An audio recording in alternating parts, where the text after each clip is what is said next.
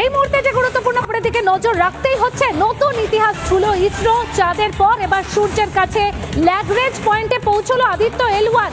সূর্যের আরো কাছে বলা যেতে পারে সৌরযানেও বড় সাফল্য ইসরোর। এবার সূর্যের কাছে L1 পয়েন্টে পৌঁছে গেল ভারতের সৌরযান আদিত্য L1। সূর্য এবং পৃথিবীর মাঝে যে ল্যাগ্রেঞ্জ পয়েন্ট বা L1 পয়েন্ট, ওই পয়েন্টে সূর্য এবং পৃথিবী উভয়েরই মাধ্যাকর্ষণ শক্তির প্রভাব সমান থাকে। সেখানে পৌঁছে সূর্যকে কাছ থেকে পর্যবেক্ষণ করবে ইসরোর সৌরযান। পৃথিবী থেকে তার দূরত্ব হলো 15 লক্ষ কিলোমিটার। সূর্য সম্পর্কে এবার আরো অজানা তথ্য জানা যাবে, এমনটাই কিন্তু আশা করছেন গবেষকরা। আপনাদের আরো একবার জানিয়ে রাখি, সৌরযানের বড় সাফল্য ইসরোর। এবার সূর্যের কাছে L1 পয়েন্টে পৌঁছে গেল ভারতের সৌরযান আদিত্য L1।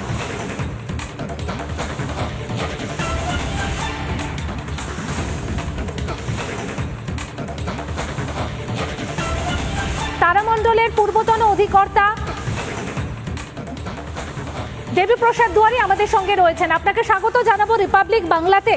সৌরযানের বড় সাফল্য ইসরোর, যেখানে জানা যাচ্ছে যে সূর্যের আরো কাছে L1 পয়েন্টে পৌঁছে গেল। কি মনে হচ্ছে, আরো ঠিক কি তথ্য আমরা এবার নতুন করে পাবো সূর্য সম্পর্কে? দেখুন, সূর্য আমাদের সব থেকে কাছের তারা। তার থেকেও বড় কথা, সূর্য আমাদের পৃথিবীতে প্রাণের যে সঞ্চার, তার সমস্ত শক্তি যোগায় সূর্য। কিন্তু এছাড়াও সূর্যের কিন্তু পৃথিবীর উপর অনেক প্রভাব আছে।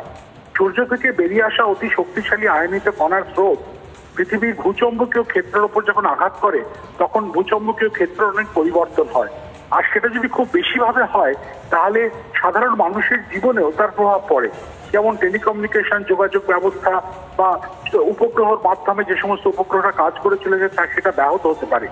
এই সমস্ত কিছু যে আবহাওয়ামণ্ডল, মানে পৃথিবীর আবহাওয়ামণ্ডল শুধু বলবো না, মহাকাশের আবহাওয়ামণ্ডল বা স্পেস অ্যাটমসফিয়ার, এইটিকে জানার কাজ করবে আদিত্য L1। কিন্তু মনে রাখতে হবে যে পৃথিবী থেকে 15 লক্ষ কিলোমিটার দূরে একটি নির্দিষ্ট বিন্দুতে তাকে যে স্থাপন করা হলো আজকে এই বিকেল 4টের আশেপাশে নাগাদ, এর মাধ্যমে ইসরোর বিজ্ঞানীরা এবং ইসরোর যে প্রযুক্তিগত যে কতটা তাদের পারদর্শিকতা, সেইটা কিন্তু সারা পৃথিবীকে জানান দেওয়া হলো।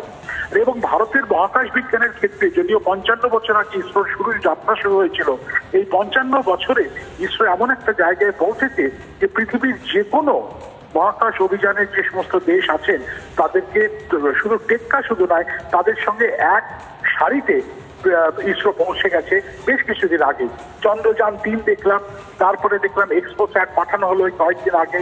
আর এখন যে আদিত্য L1 4 মাস সে ভ্রমণ করে তার সঠিক জায়গায় সঠিকভাবে পৌঁছে গেল, এবং এটি আগামী 5 বছর সূর্যকে, সূর্যের বিভিন্ন ধর্ম, সূর্যের আবহাওয়ামণ্ডল এবং তার প্রভাব পৃথিবীর ওপরে কিভাবে পড়বে, এই সমস্ত কিছু খুঁটিনাটিভাবে জানিয়ে আমার বিশ্বাস যে ইসরোর বিজ্ঞানীরা, ভারতের বিজ্ঞানীরা এবং পৃথিবীর বিজ্ঞানীরা সূর্য সম্পর্কে আরো নতুন করে অনেক নতুন তথ্য তারা আহরণ করতে শুধু পারবেন না, তার উপরে ভিত্তি করে অনেক নতুন তথ্যও তারা দিতে পারবেন।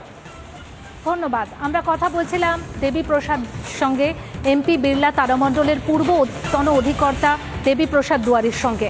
এবং এই যে সাফল্য, সৌরযানে বড় সাফল্য ইসরোর, সূর্যের কাছে L1 পয়েন্টে পৌঁছে গেল ভারতের সৌরযান আদিত্য L1।